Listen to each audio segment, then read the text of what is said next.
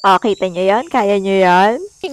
Hindi joke lang po, maigi na lang talaga ang aking tutoy hindi tuluyang nahulog, kundi naku po, talon na naman ang puso ng inahin. Ang inahin ay takot na takot bago siya naman ay baliwala laang inuna pandamputin yung mga nahulog na breadstick. Nung ako'y makapag-video ay siya nung nakauwi na galing school at nung papasok pa lang ay di tarantang itik ang ina at sabi ng ama ay hindi daw po papasukin at naulan.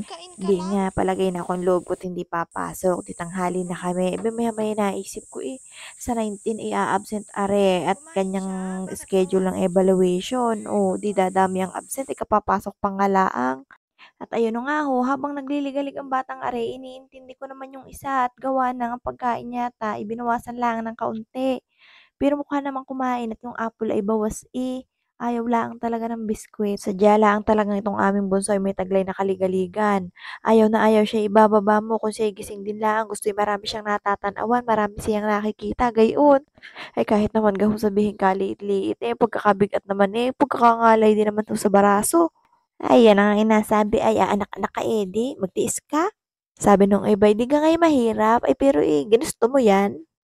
O siya, mawalik nga tayo dito sa aking kuya CJ na talaga namang ayaw niyang kainin yung biskwit. Yung apple lang ang kinakain niya. Paubos na yung apple pero yung biscuit ayaw niya pa rin. Ibinibigay ko sa kanya, sabi niya sa akin, no, no, no. Bakit ayaw mo? O see, ayaw niya talaga. At pagkatapos nga, pumasok muna kami ni Nene sa kwarto para patulugin ko siya. Kasi pag dito sa labas, hanggat may nakikita siyang tao, ako hindi yun matutulog. Marites yun At hindi ko alam habang nasa kwarto pala kami ni Nene ay kumain pa sila ng dragon fruit bago pa binigyan ng daddy si CJ at tuluyan ng nakatulog. At hayan, pagkagising niya, kan daw kan.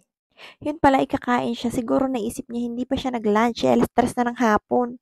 At paano ba naman magla-lunch, kumain ng kung ano-ano tapos natulog. Dito habang sinusubukan ko siya siguro dahil bagong gising siya, wala pa siya talagang ganang kumain, talagang nagugutom lang siya.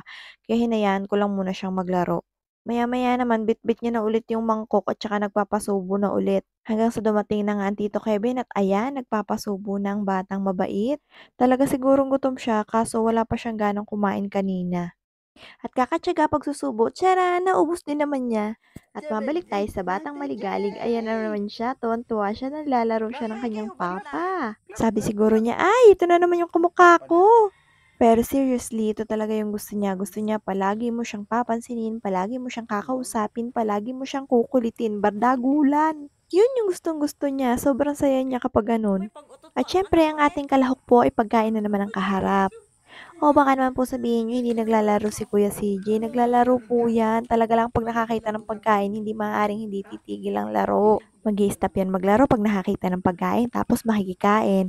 Pag nagustuhan niya yung pagkain, o di sige, kain-kain. Pero kapag ayaw niya naman, balik na uli siya sa paglalaro niya. Dito sa sliced bread, mas gusto niya yung walang palaman. Hindi ko talaga siya sinanay sa matatamis. Hindi ko rin kasi talaga siya sinanay sa matatamis o dun sa malalasang pagkain. Ito ay merienda time namin ng kanyang papa. Kaya yan, nakikimerienda siya. May kape din. Pero yung kape niya, hinaluan ko yan ng tubig. Lahat ng iinumin niya hanggat maaari hahaluan ko ng tubig. Kahit nga Yakult, yung mga Chucky, lalo na yung mga juice, soft drinks, nilalagyan ko talaga yan ng tubig. Sa edad niya kasi hindi naman maiwasan na hindi mo siya papainumin. Siyempre natatakam na rin niya, nakakakita yan ng mga taong umiinom, bakit siya hindi? So para lang mapagbigyan siya, ayun lalahok ka ng tubig, iniinom naman niya. Kahit nga walang lasa, basta may kulay, okay lang sa kanya. At ang isa pang nakakatuwa kay Kuya CJ, pag alam niya nakahayin na, ay kakain na. Aakit na yan agad yan sa pwesto niya, tabi sila ng papa niya kasi papa niya yung nagsusubo sa kanya. Hindi pa talaga namin siya pwedeng hayaan na kumain ng sa kanya kasi una napakakalat, pangalawa nilalaro niya lang yung pagkain. Kaya kaysa sa magutom siya, ay tinatyaga na lang namin siya kaysa hindi siya makakain. By the way, palambing naman po kami ng inyong puso. Paki-follow and share na din po. Thank you. Bye-bye. Till next vlog.